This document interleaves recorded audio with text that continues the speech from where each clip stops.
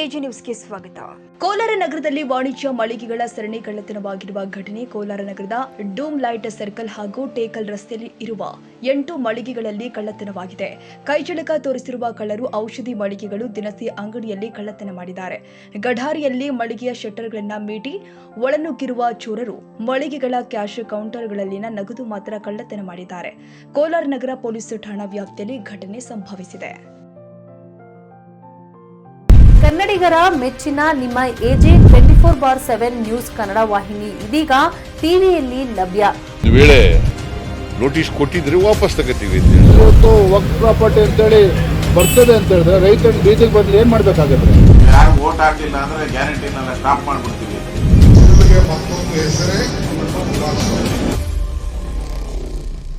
ಕರ್ನಾಟಕ ಮತ್ತು ದೇಶ ವಿದೇಶ 360 ಡಿಗ್ರಿ ಸುದ್ದಿ ಹಾಗೂ ಉತ್ತರ ಕರ್ನಾಟಕ, ಬೆಳಗಾವಿ, ಬಾಗಲಕೋಟೆ, ಧಾರವಾಡ, ಹಾವೇರಿ, ಗದಗ, ಬಿಜಾಪುರ ಜಿಲ್ಲೆಯ ಕ್ಷಣ ಕ್ಷಣದ ವಿವರವನ್ನ ಪಡೆಯುವುದಕ್ಕೆ ಎಜೆ 24/7 ನ್ಯೂಸ್ ಕನ್ನಡ ವಾಹಿನಿಯನ್ನ ಲೈಕ್ ಮಾಡಿ, ವಿಡಿಯೋಗಳನ್ನ ಶೇರ್ ಮಾಡಿ, ಕಮೆಂಟ್ ಮಾಡುವ ಮೂಲಕ ನಮ್ಮ ವಾಹಿನಿಗೆ ಸಹಕಾರ ನೀಡಿ ಮತ್ತು ಚಾನೆಲ್ ಅನ್ನ ಸಬ್ಸ್ಕ್ರೈಬ್ ಮಾಡಿ. ಧನ್ಯವಾದಗಳು.